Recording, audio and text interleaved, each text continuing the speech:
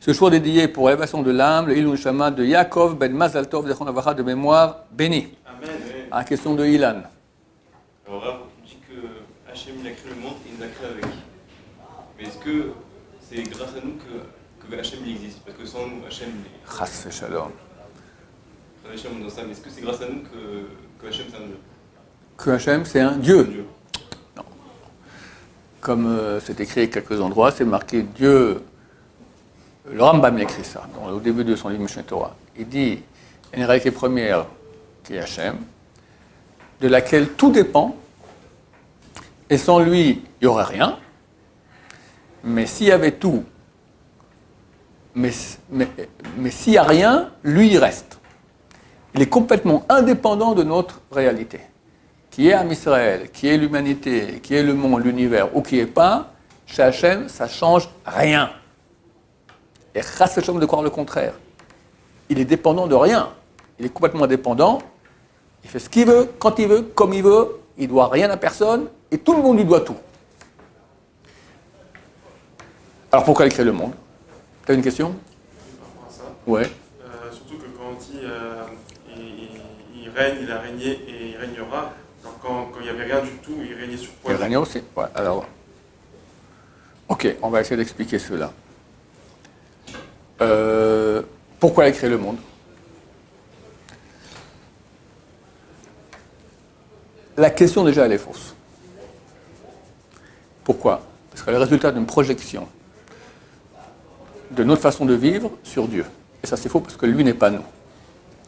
Quand quelqu'un fait quelque chose, donne-moi une phrase, tu fais quelque chose. Je fais du vélo.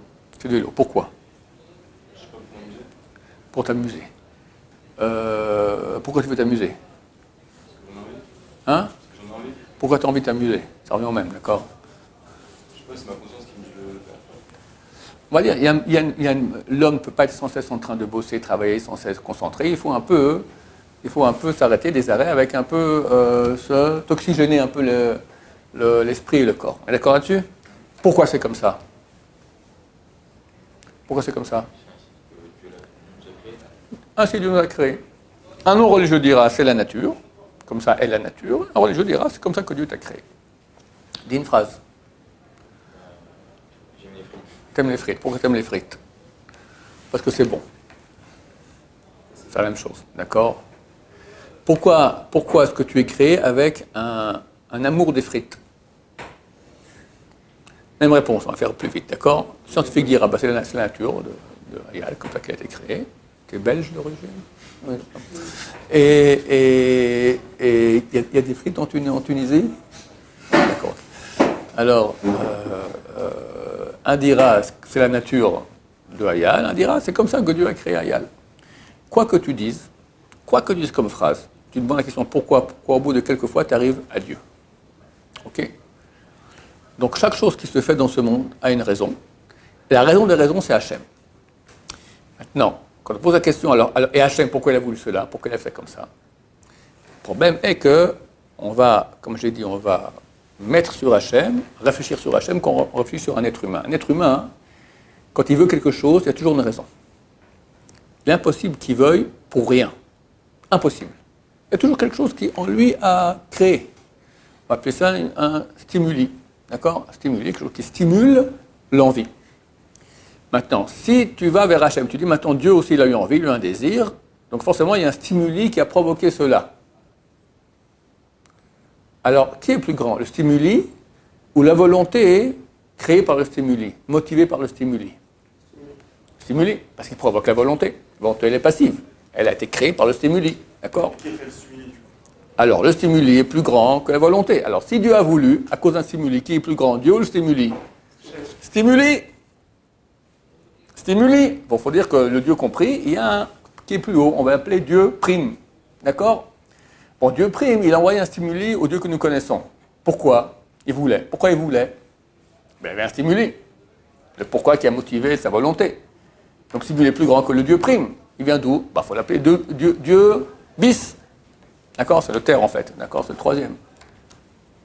Dieu terre. Dieu terre, il a voulu que Dieu prime fasse que Dieu veuille. Pourquoi le Dieu terre, il a voulu? Eh bien, un stimuli. Et comme ça, on n'en finit pas.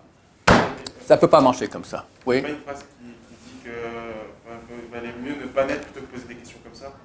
Ou un truc comme ça. C'est marqué que celui qui veut savoir ce qu'il y avait avant, en haut avant et dessous, oui. Mais ça, on peut parler parce qu'on ne parle pas de choses qui sont trop grandes. Je vais expliquer maintenant et tu vas comprendre que tu ne comprends pas. Mais on peut comprendre qu'on ne comprend pas. Je vais expliquer. Maintenant, la définition est la suivante. Et pas tout le monde comprend cela. Dieu veut, étant Dieu, c'est lui qui est la source de tous les stimuli et de toutes les volontés, de tout ce qu'il y a dans le monde. On a vu que quand on pose des questions, quelqu'un dit une phrase, pourquoi, tu arrives toujours à Dieu. Donc c'est la source de tout. Maintenant, pourquoi il veut? C'est impossible de dire il veut parce qu'il y a une raison X, Y, Z, stimuli. Impossible, sinon cette raison est plus haute que Dieu. Alors pourquoi Dieu il veut? Il veut parce qu'il veut. Et sa volonté, c'est la chose la plus coercitive, la plus obligeante qu'il puisse y avoir. La volonté de Dieu, c'est plus fort que tout. Il veut parce qu'il veut. Et pas parce qu'il y a une raison qui a provoqué. Alors tu me dis, mais je ne comprends pas. Oui, quelqu'un qui me dit, je ne comprends pas, parce que tu analyses comment toi tu fonctionnes, et tu ne peux pas comprendre ce que ça veut dire quelqu'un il veut parce qu'il veut, parce que nous on ne fonctionne pas comme ça. Mais on peut comprendre de façon rationnelle que Dieu ne veut pas parce qu'une chose extérieure a provoqué sa volonté, il veut parce qu'il veut. Dès lors, la question pourquoi Dieu veut ne peut pas être posée. Parce qu'il n'y a pas un pourquoi. Il veut parce qu'il veut. Et c'est la meilleure des réponses. Tu n'as pas de raison plus puissante que Dieu veut. Alors, comment il fonctionne? Là, déjà, on ne sait pas. Pour savoir comment Dieu fonctionne, il faut être Dieu lui-même. Kilo marchevotechem marchevotai, comme dit le prophète, car vos pensées ne sont pas mes pensées. Nous, on ne peut pas fonctionner comme Dieu fonctionne. On ne peut pas comprendre. On comprend qu'on ne peut pas comprendre. Voilà. Alors Dieu, maintenant, il peut survivre son sujet. Maintenant, un beau jour, il veut créer des sujets. Pourquoi? C'est écrit dans les livres qu'étant donné qu'il est bon, il a voulu, dans son libre arbitre total, sans que rien lui oblige, il a voulu réaliser cette bonté. Elle aurait pu rester à l'état potentiel, et rien ne manque chez Dieu. Mais il veut. Il veut, pourquoi? Parce qu'il veut. Il crée l'humanité pour donner. Quand il n'y avait rien, il régnait sur quoi, Dieu? Parce qu'il dit qu'il régnait.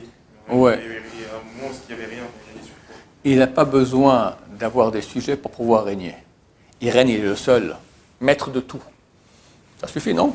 C'est sûr que si on est tout seul, c'est facile de régner sur tous. Si on est sur les autres, non? Et c'est pas facile. Si on est seul, c'est facile de régner sur tout. Il règne sur tout. Il règne sur toutes les réalités, même potentielles. Il n'y a que lui. Donc c'est le roi. Voilà, terminé. Qui peut dire ça? Quelqu'un va sur une île, il dit je suis le roi de l'île. Ok, c'est qui a créé l'île, qui a créé les cocotiers. Qu'est-ce que tu me parles? Tu peux rester tributaire de tout, d'accord? T'as rien de rien. Dieu, il est tout. Et il doit rien à rien. C'est régner. Bon, c'est profond ces choses-là. Mais c'est bien de parler de Dieu. Ça nous monte un peu vers Hachem.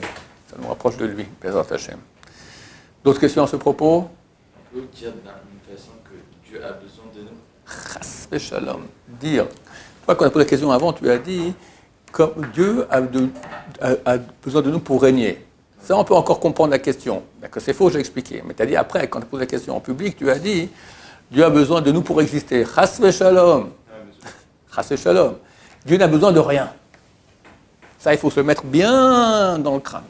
Besoin de rien. S'il a besoin, il n'est pas Dieu. Ok, alors puisqu'on ne sait pas déjà qu'est-ce que Dieu, c'est quoi son objectif, alors même la question que j'ai demandée, elle est peut-être possible, elle est peut-être, ça pourrait être la réponse. Quelle est la question? Que Dieu a besoin, Non, de nous. tu ne peux pas dire le mot a besoin chez Dieu. Ça n'existe pas. Il a besoin de rien. Contrairement à nous, que quand on veut quelque chose parce qu'on a un besoin, Dieu ne fonctionne pas comme ça. Sans besoin, il veut. Il faut comprendre, ou on ne comprend pas qu'on comprend. Ou on comprend qu'on ne comprend pas. D'accord? Mais en tout cas, il faut comprendre le système. Je ne peux pas appliquer ma façon d'être sur Hachem. C'est deux choses différentes. Et Hachem tributaire d'absolument rien. Baruch Adonai, l'olam, amen, amen.